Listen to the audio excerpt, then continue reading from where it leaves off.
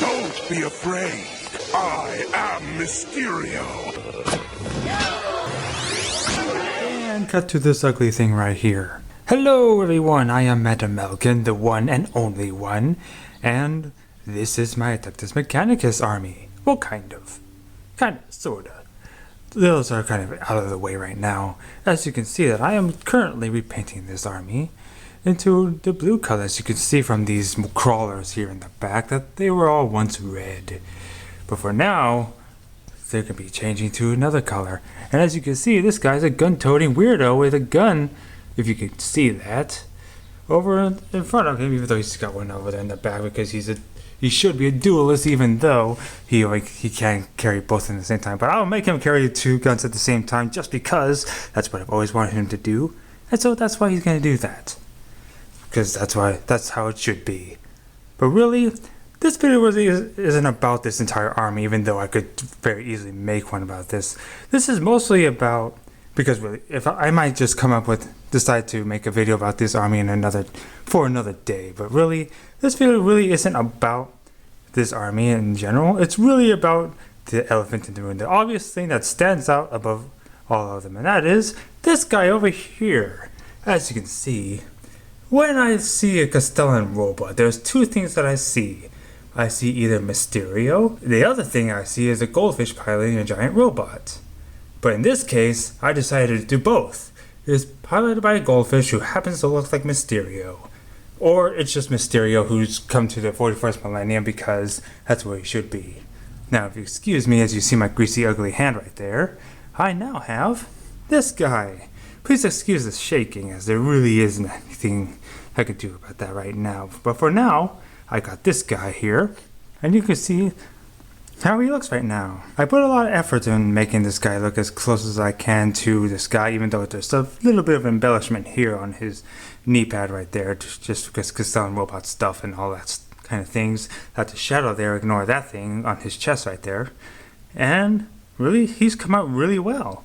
And that's what this video is going to be entirely about. We're going to be talking about how I painted this guy, because I'm not really going to be making a painting tutorial on how to do this, because I just need to address the elephant in the room. Yes, there is this guy who is a giant elephant in the room, but there's another thing. One thing that I really need to address before we move on.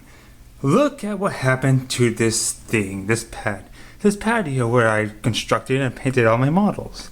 It looks like a war zone happened here. Look at this place. Just look at it. It looks like a disaster. You got this smearing over here, and then you have this thing, and you can imagine what actually happened there. I'll leave it to your imagination. And then, that's not even the worst part of it. This is what it looks like on the other side of it. It looks even worse. Well, kind of. Again, excuse the shakiness. Can't really help that. Yeah, shaky. What do we do? Help. Oh no, it's a war. Earth shaking, shattering nonsense. Help. Moving on. So this guy. That's what this video is about. I will place this camera on a tripod so we can keep it still as we talk about what I did with this guy. Because surely that would be a better alternative than just shaking around this camera a lot. Because that's no way to do this thing. And ignore that shadow, please. That's not important for this video. But we can't really help that right now. We got a bunch of lights and all these weird things happening right now. So let me lock down this camera and we'll start talking about this guy. Jack, what are you doing here right now? You want to operate my camera for me? That could be very helpful for me. So I can do anything better than you can. The camera is now locked, and now we can talk about Mysterio without shaking around this camera too much. So you might be wondering how could you possibly have Mysterio here in the 41st millennium?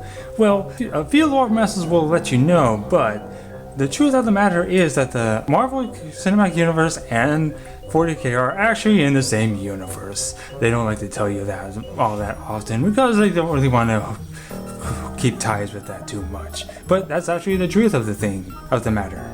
They are both linked. So once upon a time back in the past, the God Emperor slew all of the Marvel heroes. All of them are dead, except for this guy. I mean, sure, he's probably just like a husk and nothing left of his body, but Mysterio is still fine, as you can see. He's still hanging around here, alive, kind of. Maybe just his brain, or he's in a cybernetic goldfish. they put his essence in a cybernetic goldfish, and now he's in this robot to do things again. He's going to be robbing banks in the 41st millennium now. He's the last survivor of the Marvel cinematic characters. Everyone else was killed by God Emperor in the early days of when he appeared, whenever that happened. But that's beside the point. Let's talk about what I did in order to achieve this paint scheme a little bit more. Again, ignore the shadow and the smear over there. We're going to be talking about a little bit what we used first. These are also the ones I decided to use for this guy. I used gunmetal, antique gold, and sterling silver. You may have remembered me using them if you had seen the bloodcrusher video that I did. Or I'm sorry, that's not how you say it. It's a bloodcrusher. That's what I used these paints on for. Now I decided to use them again, and I simply used the gunmetal and the silver and stuff on the things like the gun and the cables on the back and the one on the ground right there. But really, the most interesting and more difficult part to do was actually this one. You see, these paints are actually very thin, the finishers really, but that's besides the point. Yeah, I used that one on top of the helmet, as you can see, and really, it was actually kind of difficult to get that on the thing because they're very thin and light. I mean, I applied them on top of Gene Stealer purple and the Dookie darkness shade over there, all the way in the back, but yeah, it was actually kind of difficult to actually get it on just because it really was trying to fight the whole time. And my advice when trying to do that would really just be to do 2 layers of it. A very light layer, because it's not going to look good at all at the first layer, but then go over it a second time and then it starts to come out all right. And so as you get a closer look, you can see he's very shiny, and also because Mysterio does have a natural hue to his helmet, it's purple, blue, whatever, that it actually kind of works out for his advantage, as you can see, for this guy. And there you go.